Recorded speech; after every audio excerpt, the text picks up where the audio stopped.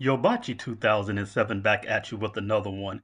And in Women Claim That Black Men Don't Protect Them, Part 1, we took a look at a litany of video titles discussing this situation and many of them making this claim, asserting this claim as fact. And then we looked at this video of this woman who is actually a fashion blogger but took time out of her life to give dialogue to this thing as well, riffing off the Malcolm X quote and making the same claim basically, and saying, well, at least you could do is call the cops and come together as men and keep a man off of a woman, which had nothing to do with the scenario at hand because men didn't jump on her, or there wasn't the dude wasn't on her continually. He just hit her and then ran or went on about his way. So then we looked at this video. We're not going to go all the way back through it, but I just want to take a little tope of it real quick, and then we're going to get into the main meat of part two.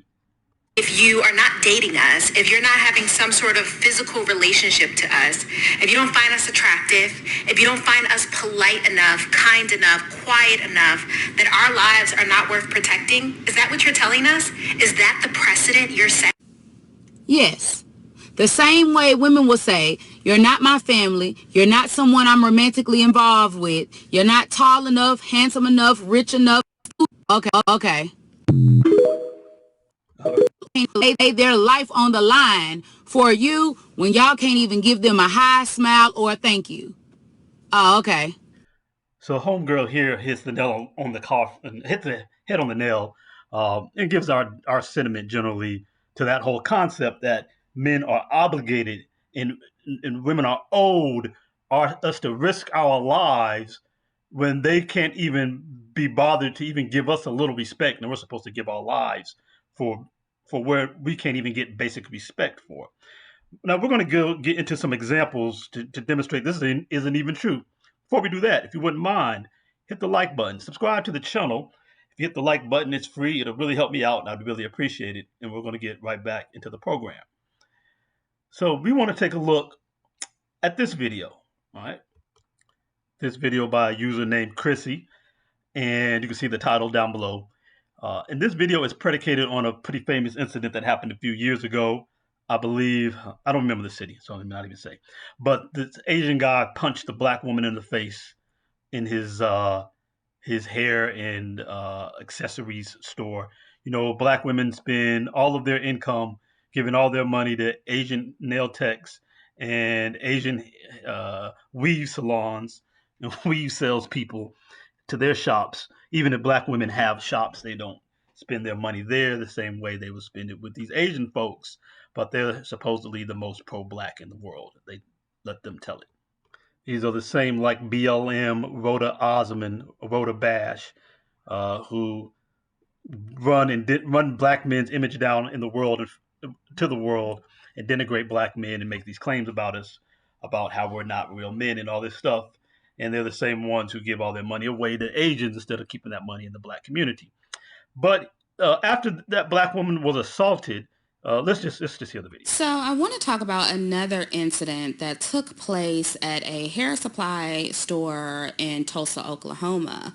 It's called June's Hair Supply, and if you guys remember, this was the same beauty supply store where the Asian male owner punched the black woman in the face. This happened about a week or two ago.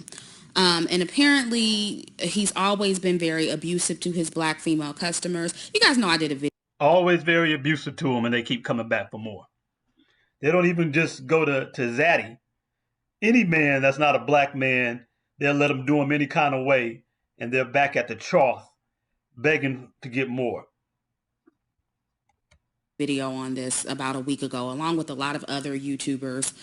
The story went viral, and now a lot of people are talking about another video that went viral in front of the store where the owner, I guess, you know, from all the backlash he was receiving from that incident, he was losing business.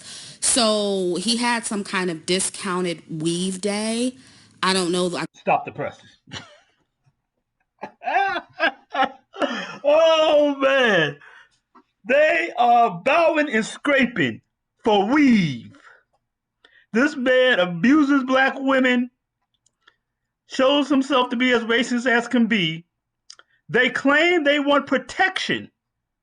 And they keep going back for more. Black men supposed to come protect you from running back to the same guy who punched y'all in the face and treat you very badly on a regular basis, and y'all run back to him. And it's our job to protect you from from the circumstances that you are intentionally and willfully and desirously creating. We're supposed to protect you from that. But let's hear more about that. I guess the weave was 50% off, and black women took their asses back down there and were literally lined up outside to get their discounted. So they can get real Asian hair. Because they're so pro-black, they want to make sure they look like Asian and white women. That's the pro-blackness that they always demonstrate. And honestly, it's just really, it's not funny. It's really embarrassing. And it highlights the lack of self-respect that black women have, because for you to seamlessly line up at a beauty supply store, the lack of self-respect that black women have, because for you to shamelessly line up at a beauty supply store a week after, or 2 weeks, or however long it's been, after a fellow black woman got hit in her mouth at the store, when you go back to get cheap weave with absolutely no shame, you just standing in line, yeah girl, I'm about to get my bundles. Like, it just shows you how bad it is. I mean, you could... Not the bundles. Not the weave and sandals. Are they even wearing... She got the sandals, and now she need to get her weave. She out here with the Afro puff, but she ain't really about representing that. She need to get this silk waves or whatever they call these things. That's what's important. Go to another, because in the video that's floating around, you see a group of black men in front of the store, and a group of black men and one black woman. They're also in front of the store protesting with their little... What are black men doing? While a black woman gets assaulted, and then tons of black women show up not to protect their sister, but to go sit at the trough of the racist man who beat her. Instead of them protecting her, they're like, oh, screw her. I got to get mine. I need my sandals and weave. That comes before protect black women. That comes before sisters empowering other sisters, women empowering women. No, forget that. I need my weave and sandals. But black men don't protect. That's what you're telling me. Signs while these black women are in line. And you see a light-skinned woman going off on one of the black men. The black men are out here. They're the ones out here trying to bring some repercussions to the man who assaults the black woman. And what are the black women doing? Trying to reward him and give him all their money to treat them like trash and assault them. Now, let's look at this video. We got another issue at another Asian beauty supply store. Surprise, surprise.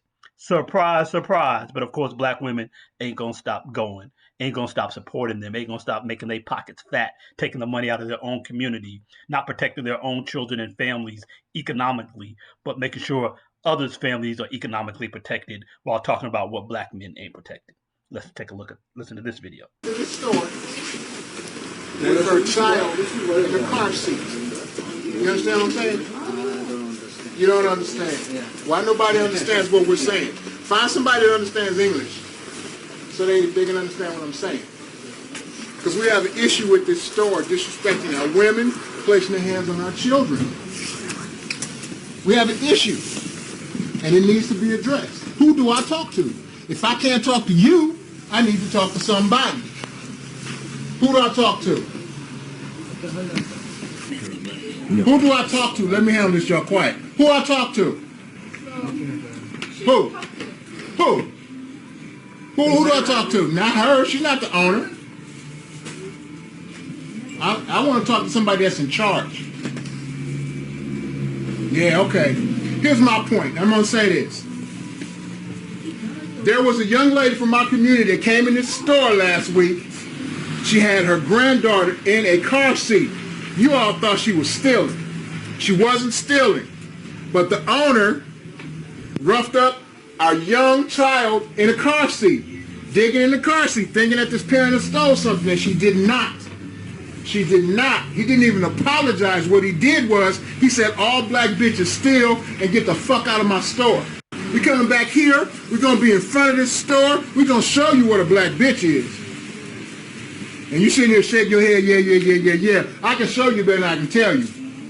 It is intolerable that you all treat our community this way when we're keeping you in business. A1 Beauty and Supply. Black people come here all the time and spend their money, yet you disrespect us. How dare you disrespect our black women? We're coming back to this store. I'm angry. Your store. Putting money in your pocket. Kidding me? No justice, no peace. No justice, no peace. So what are these? I think I'm looking at black men. I think I'm looking at black men taking up to protect black women. While black women are still gonna keep doing this. They need them weaves and sandals. But black men don't protect black women. I submit to you that that's a lie, first and foremost. The claim is not even true. I submit to you, secondly, that black men and no individual random man owes a woman, a random woman, just because she has a vagina, just because she exists. No man owes her his life and safety. I submit to you, third, he certainly not only doesn't owe it, but should not step in the way of a woman who's engaging with a man in violence. These women keep talking about he's bigger than her, and you know that he can hurt her and overpower. She knows that he's bigger than her. It can overpower her and hurt her. Yet they still go to engage and escalate these yelling, screaming matches, these threats, throwing stuff at men, and even knuckling up to want to fight men. And then a man's supposed to jump in the middle of your violence to risk himself when you can't even bother to smile or say hello to him, but he's supposed to risk his life to jump in the middle of violence. I submit nobody should jump in the middle of such foolishness. You don't jump in other people's violence. This isn't the movies where it all works out real cute. But the claim off top is not even true, as we can see here. The people who don't protect other women, who don't empower other women, is right here. Here you go. Weaving sandals. Or where the owner... They're here for the weaving sandals. Get punched in the face, get disrespected, come back and give them your money. But it's black men's fault. Everything is black men's fault. Women are entitled to everything from any random man owes a woman everything just because she exists. Crazy. Subscribe and like, if you will. You're about to 2007. I'm out.